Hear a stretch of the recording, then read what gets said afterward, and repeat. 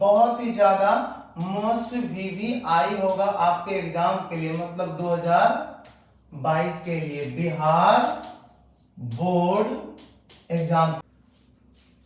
और सब बढ़िया भाई लोग, तो चलिए हम लोग आज के क्लास को स्टार्ट करते हैं। आज हम लोग पढ़ने वाले हैं वर्ग 15 के तत्वों का रासायनिक गुण। इसमें जो सबसे पहला नंबर आता है ये है ऑक्सीडेशन स्टेट या ऑक्सीडेशन नंबर, ऑक्सीकरण संख्या या अवस्था। इसे शॉर्ट में क्या लिखेंगे? ऑक्सीडेशन स्टेट, शॉर्ट में बोलेंगे OS, या फिर ऑक्सीडेशन नंबर इसे बोलेंगे ON। ठीक है, OS या फिर ON बोल सकते हैं। और इसका हिंदी क्या बोलेंगे? ऑक्सीकरण संख्या या अवस्था। अच्छा, किसी भी ग्रुप का जो मैक्सिमम ऑक्सीकरण संख्या होता है वो, और सेकंड में है किसी भी ग्रुप के तत्व का न्यूनतम ऑक्सीकरण संख्या क्या होता है। ध्यान देंगे हम लोग, जो ग्रुप नंबर होता है वह उसका उच्चतम ऑक्सीकरण संख्या होता है। और हम लोग अभी बात कर रहे हैं वर्ग 15 के तत्वों के बारे में। इसका मतलब इसका जो मैक्सिमम ऑक्सीकरण संख्या जो होगा वर्ग 15 का, या क्या बोलेंगे हम लोग? +5 बोलेंगे। और न्यूनतम जो होगा इसे क्या बोलेंगे? जो वर्ग संख्या होता है इसमें से -8 कर देंगे, मतलब +5 और -8 इक्वल टू कितना बोलेंगे? -3। ठीक है, ये इसका न्यूनतम ऑक्सीकरण संख्या होगा और ये इसका मैक्सिमम ऑक्सीकरण संख्या होगा। अब हम लोग बात करेंगे स्टार पॉइंट के रूप में उच्चतम ऑक्सीकरण संख्या कितना बोल सकते हैं हम लोग? +5 बोल देंगे। ठीक है, और सेकंड नंबर स्टार में देखेंगे न्यूनतम ऑक्सीकरण संख्या कितना बोलेंगे? -3 बोल देंगे। और जो इसका रेंज होगा, रेंज कहने का मतलब कहां से कहां तक, मतलब -3 से लेकर +5 तक होगा इसका रेंज। और लास्ट नंबर में है समान ऑक्सीकरण संख्या कहां से कहां तक वेरी कर सकता है, मतलब इसका कौन कौन सा कॉमन ऑक्सीकरण अवस्था होता है। क्या बोले हम लोग? -3 +3 एंड क्या बोलेंगे? +5। ठीक है, बस ये इसका कॉमन ऑक्सीकरण अवस्था होता है। अब हम लोग इसके आगे देखेंगे थोड़ा सा।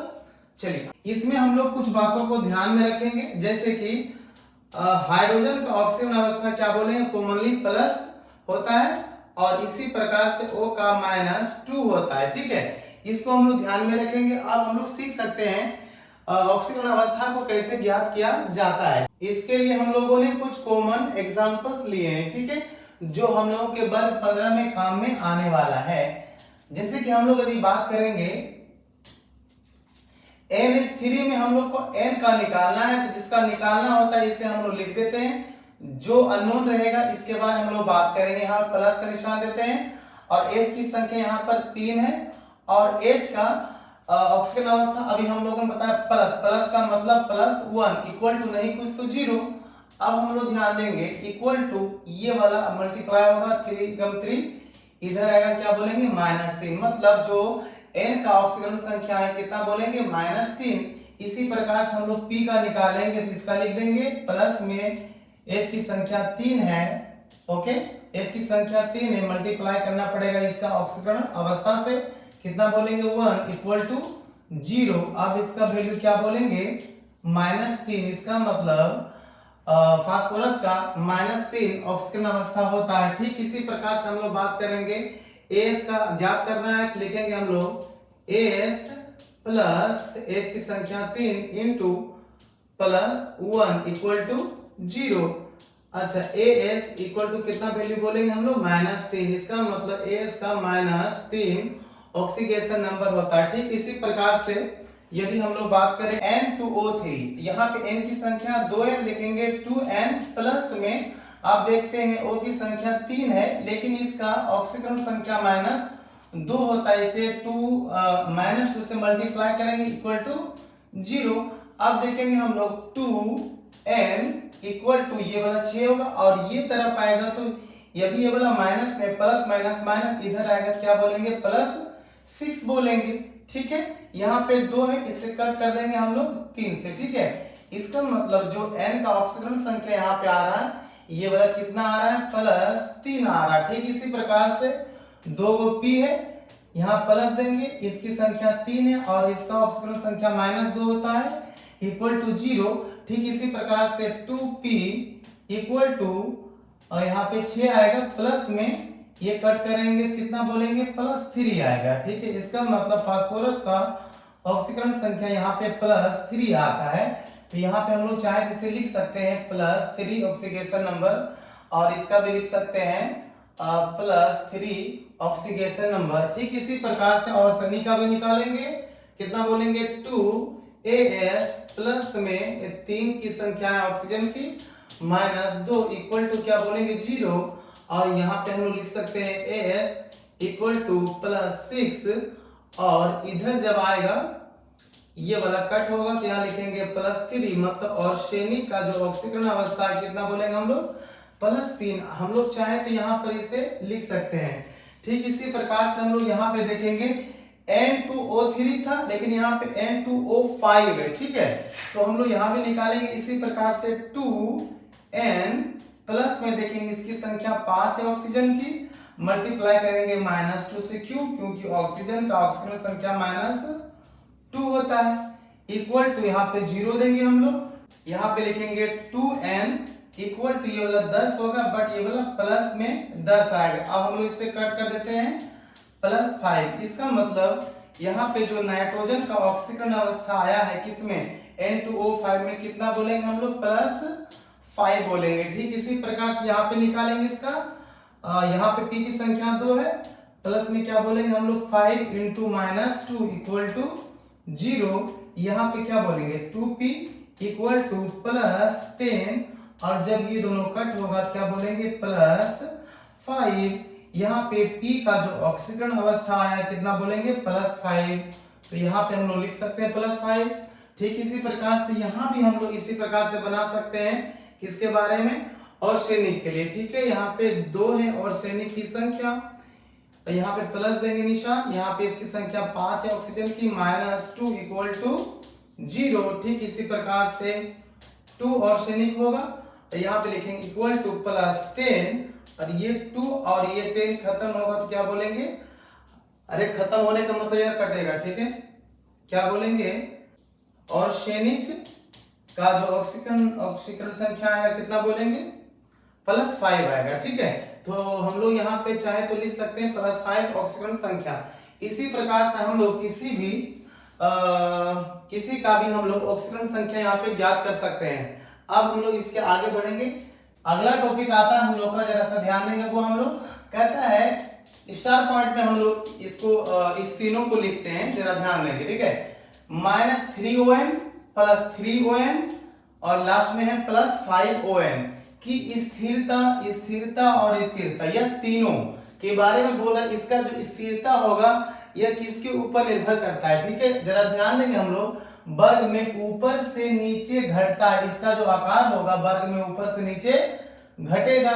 ठीक इसी प्रकार से यहाँ ऊपर से नीचे क्या होगा, बढ़ेगा। जैसे ये वाला घट रहा तो ये वाला बढ़ेगा, और लास्ट में ये वाला ऊपर से नीचे क्या होता है, घटता है। यदि वर्ग में ऊपर से नीचे घटेगा इसका आकार, तो -3ON की जो स्थिरता है यह मतलब हमेशा के लिए अस्थायी होगा। इसको समझने के लिए क्या करेंगे, वर्ग में ऊपर से नीचे घटता, घटने का मतलब हम लोगों ने बताया था, ये इस ओर से हम लोग निशान देंगे। ठीक है, तो यहाँ इस प्रकार से इसे बना सकते हैं। नेक्स्ट हम देखेंगे बढ़ता है, बढ़ने का मतलब इसे हम लोग इस ओर से निशान देंगे। ठीक है, और लास्ट में आता है ऊपर से नीचे घटता है, जब घटेगा तो हम लोग क्या बोलेंगे, घटने का फिर से इसी ओर से हम लोग इसका निशान देंगे बड़े छोटे का। ठीक है, अब हम लोग बात करेंगे अपने अगले टॉपिक के बारे में, देखेंगे इसे हम लोग क्वेश्चन के भी रूप में ले सकते हैं या फिर एक स्टार पॉइंट के भी रूप में ले सकते हैं। नाइट्रोजन के विषम या फिर ओ समान व्यवहार, जो वर्ग 15 के तत्व है नाइट्रोजन, फास्फोरस, ऑर्सेनिक, एंटीमनी और बिस्मथ, इसमें जो सबसे छोटा वाला तत्व है नाइट्रोजन, इसका व्यवहार सभी तत्वों से भिन्न भिन्न होता है। इसके बारे में जरा सा हम लोग जानकारी लेंगे। फर्स्ट नंबर में देखेंगे नाइट्रोजन का आकार वर्ग 15 में सबसे क्या बोलेंगे, सबसे छोटा होता है। सेकेंड नंबर में इसका विद्युत ऋणात्मकता बहुत ही ज्यादा मतलब उच्च होता है। थर्ड नंबर में इसका आयनन ऊर्जा भी क्या बोलेंगे, बहुत ही ज्यादा मतलब उच्च होता है। फोर्थ नंबर में देखेंगे इसमें नाइट्रोजन पी पाइप के द्वारा पाई बंधन का निर्माण। अब हम लोग समझेंगे सिग्मा बंधन और पाई बंधन के बारे में। ठीक है, जैसा कि मैंने पिछले क्लास में आपको बताया था कि इस वीडियो को आप रिवीजन कर लेंगे सिग्मा और पाई बंधन के बारे में। जरा इसको शॉर्ट में समझ लेते हैं हम लोग एक बार फिर से, ठीक है। यदि सिंगल बॉन्ड है इसका मतलब ये वाला सिग्मा बॉन्ड होगा, यदि दो बंधन है तो एक सिग्मा होगा और एक पाई होगा, और यदि तीन बंधन है तो एक सिग्मा, और ये जो दो बचा इसे हम लोग क्या बोलेंगे, पाई पाई, मतलब ये वो पाई ये वाला होगा, दूसरा पाई ये वाला होगा, ठीक है। यदि फर्स्ट नंबर में फिर से मैं बोलूंगा, यदि सिंगल बॉन्ड हो क्या बोलेंगे, एक सिग्मा बंधन होगा, डबल बॉन्ड होगा क्या बोलेंगे, एक सिग्मा और दूसरा पाई बॉन्ड होगा, और यदि तीन बंधन रहेगा तो एक सिग्मा बंधन होगा, और दो जो बचा हुआ है ये वाला पाई और पाई बंधन, मतलब कि 2 पाई बंधन होगा, ठीक है। अच्छा, इसका निर्माण कैसे करता है, मतलब ये जो पी पाई है और पी पाई है ये आपस में जुड़कर ये वाला जो पाई बंधन का निर्माण कैसे करता है, इस बात को हम लोग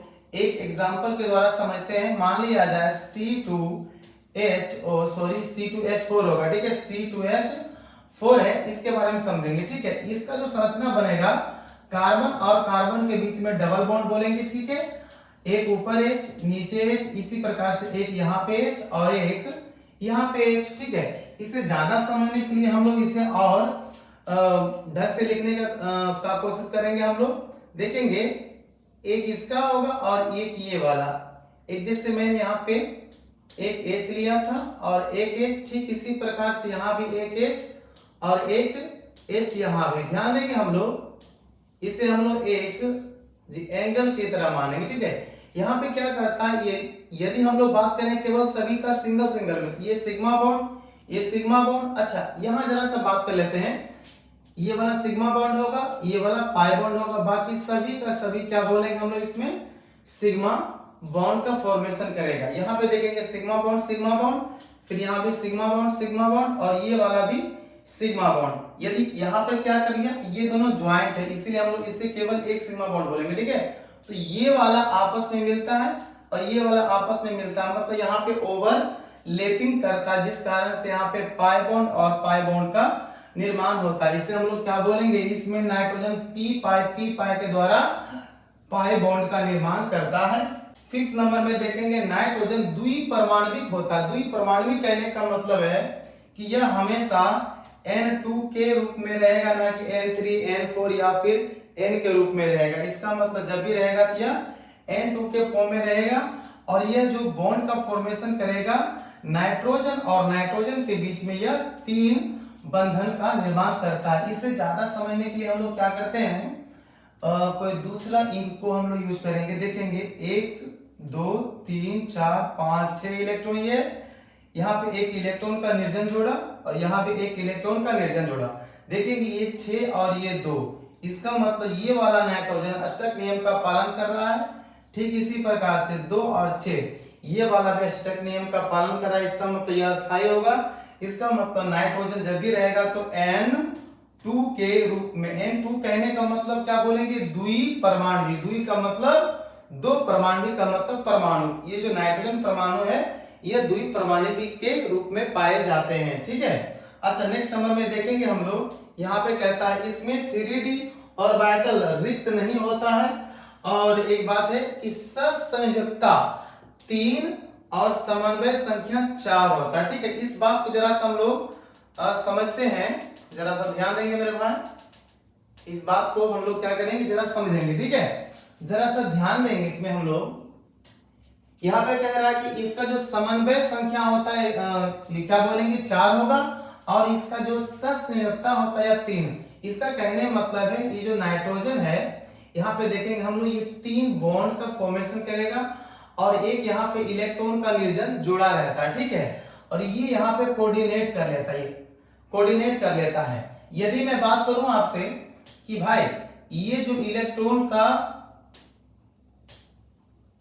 इलेक्ट्रॉन का निर्जन जोड़ा ये कोऑर्डिनेट कर रहा, मतलब 1 2 3 बॉन्ड इधर बनाया और एक ये वाला कोऑर्डिनेट किया, इसका मतलब यह समन्वय संख्या कितना बोलेंगे 4, 1 2 3 और एक ये वाला 4, ठीक है। लेकिन यदि बोलेंगे सहसंयोजक, सह का मतलब साथ में, संयोजक का मतलब संयोग कर लेना, जुड़ जाना, तो यह केवल 3 बार ही जुड़ सकता है, x ये वाला y और ये वाला z, ठीक है। लेकिन यदि हम लोग बात करेंगे समन्वय संख्या कितना बोलेंगे, ये तो 3 तो होगा ही, और एक ये वाला जो यहाँ पे इलेक्ट्रॉन का निर्जन जोड़ा के रूप में था, ठीक है, तो ये भी क्या करेगा, बॉन्ड का फॉर्मेशन कर लेगा, ठीक है। इस बात को हम लोग समझ चुके होंगे, एक बार फिर से देख लेते हैं। इसमें 3D ऑर्बिटल रिक्त नहीं होता है, और इसका क्या बोलेंगे हम लोग, संयोजकता कितना बोलेंगे इसका हम लोग, 3 होता है, और इसका जो समन्वय संख्या होता है यह 4 होता है। इस बात को ध्यान में रखेंगे, यह कई बार ऑब्जेक्टिव के रूप में हम लोगों को पूछा गया है, ऑब्जेक्टिव के रूप में ये वाला भी और ये वाला भी, याद रहे बिहार बोर्ड क्या बोलेंगे हम लोग, बिहार बोर्ड का एग्जाम में, ठीक है, बिहार बोर्ड एग्जाम, ठीक है, ये वाला भी और ये वाला भी, ठीक है। अब हम लोग नेक्स्ट नंबर के बारे में बात करते हैं, जरा सा ध्यान देंगे हम लोग, ठीक है। ये बहुत ही छोटा सा टॉपिक होगा, आप देखेंगे जरा सा हम लोग इस टॉपिक के बारे में, यह एक क्वेश्चन के रूप में हम लोगों ने लिया, ठीक है। यहाँ क्वेश्चन कहता है नाइट्रोजन द्विपरमाणविक होते हैं, समझाएं। मतलब नाइट्रोजन जो होता है द्विपरमाणविक के रूप में कैसे पाए जाते हैं, इस बारे में हम लोग को बात करना है। जरा सा आंसर में हम लोग ध्यान देंगे, चूंकि नाइट्रोजन का आकार बहुत ही छोटा होता है, इसलिए इलेक्ट्रॉन निर्जन जोड़ी प्रतिकर्षण करता है, जिस कारण से नाइट्रोजन के बीच में, मतलब कि चाहे तो N के बीच में सिंगल बॉन्ड हो, या फिर N और N के बीच में डबल बॉन्ड होता है, ठीक है। यह काफी कमजोर होता है, जिस कारण से ये वाला क्या बोलेंगे हम लोग, ब्रेक कर जाता है, मतलब ये दोनों टूट जाता है, ठीक है, ये वाला टूट जाता है, ठीक है। अब यहाँ पे कहता है परंतु यदि यहाँ पे नाइट्रोजन और नाइट्रोजन के बीच में ध्यान देंगे हम लोग ट्रिपल बॉन्ड होगा, तो यह अभी से कुछ देर पहले मैंने बोला कि यह अष्टक नियम का पालन कर लेता है, जिस कारण से इसके बीच का बंधन काफी मजबूत हो जाता है, इसलिए यह नहीं तोड़ पाता है या फिर यह टूटता है, इसलिए नाइट्रोजन N2 के फॉर्म में पाया जाता है। अतः नाइट्रोजन द्विपरमाणविक के रूप में पाए जाते हैं या फिर द्विपरमाणविक होता है, ठीक है। ये क्वेश्चन बहुत ही ज्यादा मोस्ट VVI होगा आपके एग्जाम के लिए, मतलब 2022 के लिए, बिहार बोर्ड एग्जाम के लिए, ठीक है। इससे जरा सा हम लोग ध्यान दे देंगे, ठीक है। तो आज के लिए क्लास द एंड। अब हम लोग मिलते हैं अपने अगले क्लास में, तब तक के लिए जय हिंद जय भारत।